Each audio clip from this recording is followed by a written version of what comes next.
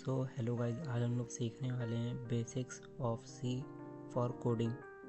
तो सबसे पहले हम लोगों को लिखना है सी प्रोग्रामिंग में हैश इंक्लूड stdio.h। तो ये जो लाइन मैंने लिखी है ये इम्पॉर्टेंट है और मैंडेटरी है, क्योंकि तो समझते हैं ये लिखना मैंडेटरी क्यों है। हैश इंक्लूड जो है वो बताता है कि कंपाइलर बोलता है कि भाई ये जो प्रोग्राम है उसमें एक फाइल एक और ऐड कर दो, इसलिए हैश इंक्लूड लिखते हैं। stdio.h इसलिए लिखा जाता है क्योंकि ये एक हेडर फाइल है जो कि स्टैंडर्ड इनपुट आउटपुट के लिए होती है।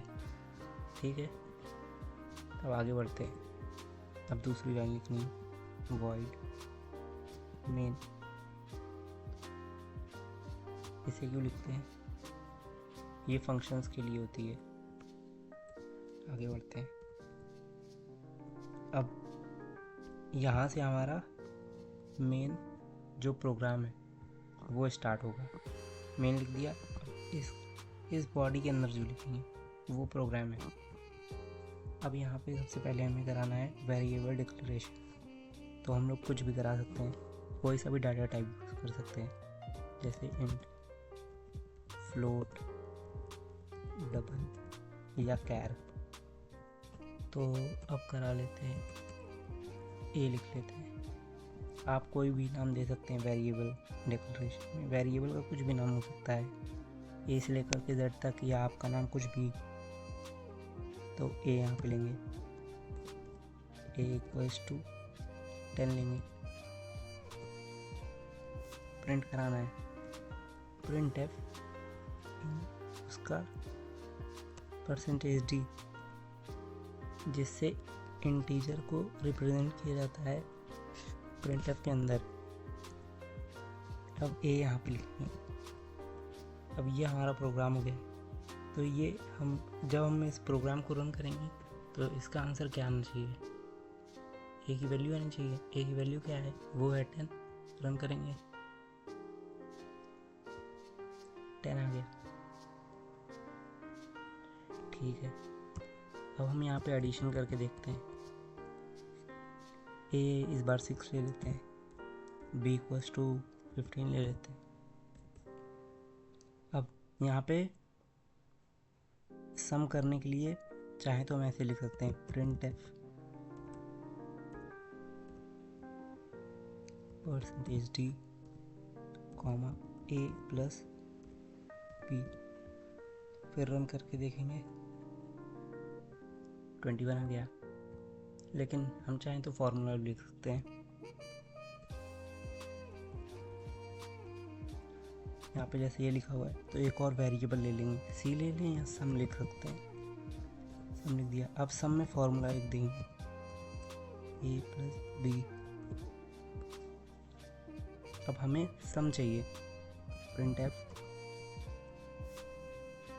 %d कॉमा सम। जब हमने सम लिख दिया यहाँ पे प्रिंट एफ के अंदर, तो अब हमें ए प्लस बी लिखने की ज़रूरत नहीं है। फिर रन करके देखेंगे। ठीक,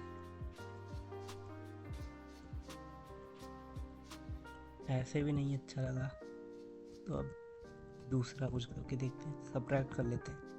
सब ने हम ले लिया वेरिएबल का, सब equals to A minus B. Print F %d comma A minus B. अभी लिखेंगे तो क्या आएगा, चेक करके देखते हैं। जी हाँ, -9 दिखा रहा है, लेकिन यहाँ पे अब सब लिख देते हैं। अभी भी आ रहा है, लेकिन ये -9 क्या है हमें कैसे पता चलेगा? तो हम चाहें तो ये प्रिंट एफ यहाँ पे सबट्रैक्ट इक्वल्स टू लिख सकते हैं। तो अब ये दिखा रहा है सब्ट्रैक्शन इज इक्वल्स टू -9। चाहे तो यहाँ पे चेंज करते हैं, लिख देंगे a माइनस बी इक्वल, तो यहाँ पे दिखा रहा है कि a माइनस बी की वैल्यू है -9। ओके, एक मल्टीप्लिकेशन का भी बना के देख लेते हैं।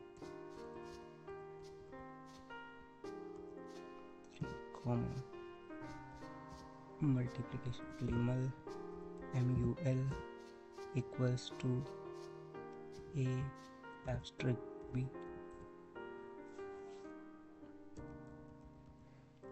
printf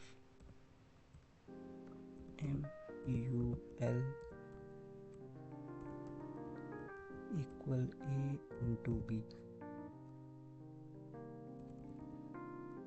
एक परसेंटेज d लिखेंगे, कॉमा MUL, कॉमा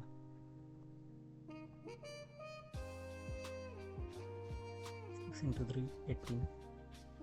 एक डिवीजन का प्रोग्राम कर लेते हैं।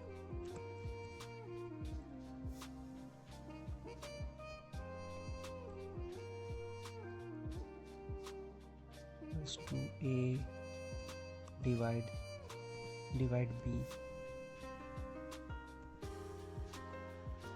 printf a divide b equals to d, comma di।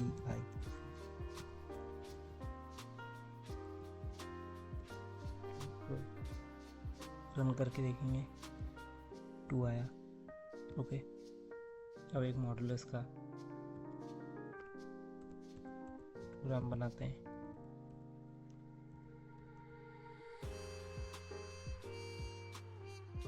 Modulus क्या होता है?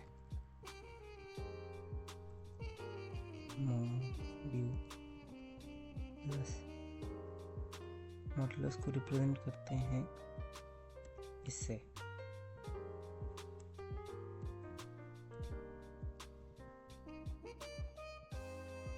ये यूज़ होता है सी में या प्रोग्रामिंग लैंग्वेज में रिमाइंडर देने के लिए, जबकि फॉरवर्ड स्लैश यूज़ होता है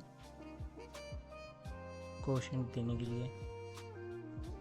तो यहाँ पे अब मॉडुलस के लिए लेंगे equal a divide b, dividing modulus लगेगा d, printf percentage d, comma MUL,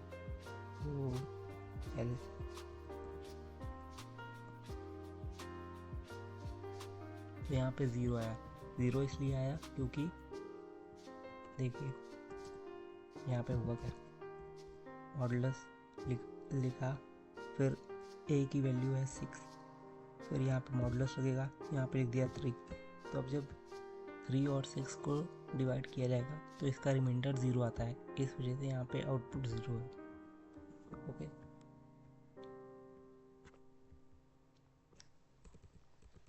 हम लोग चाहते हैं, हम लोग देखेंगे कि हमें यहाँ पे वैल्यू ना देनी पड़े, हम लोग बाद में वैल्यू दें और आंसर हमें बाद में मिले। तो यहाँ पे ऐसे भी कर सकते हैं, जैसे हमें प्लस ही कराना है लेकिन वैल्यू हम लोग बाद में देंगे। तो यहाँ पे a डिफाइन कर दिया, b ले लिया, यहाँ पे सम कराना है, ले लिया, यहाँ पे हमने अपने 3 वेरिएबल्स ले लिए। अब यहाँ पे 2 हमें a और b की ज़रूरत पड़ेगी, तो हमें पहले कराना है printf enter value of a। अब स्कैन f, ताकि हम लोग एक वैल्यू जब हम लोग बाहर जाएं इनपुट लेने के लिए तब वहाँ से ले सकें। तो %% का यूज़ होगा और a लिख देंगे, ऐसे ही b के लिए करेंगे printf value of b, scan %d %b। यहाँ पे आप सम लिख देंगे, sum equals to a plus b। अब जो आउटपुट आएगा उसको प्रिंट करना है, तो अब हो जाएगा a plus b equals %d comma sum. तो ये हमारा प्रोग्राम इतना लिख चुका है, तो बस रन करके देखते हैं। यहाँ रन करें, ये देखिए मांग रहा है एंटर द वैल्यू ऑफ ए। हमने यहाँ पे डिफाइन नहीं किया, अब हमें पूछेगा कि कौन सी वैल्यू आपको देनी है ए को। तो ए को कुछ भी ले सकते हैं, 156 ले लिया एंटर करके। अब मांगेगा enter the value of B, B की भी कोई सी वैल्यू ले लीजिए, हमने ले ली 464। अब एंटर करेंगे, देखिए हमारे पास प्रिंट हो चुका है a + b = 620। तो सम की वैल्यू हो गई है 620। वैसे ही आप सब्ट्रैक्शन मल्टीप्लिकेशन सब के लिए कर सकते हैं।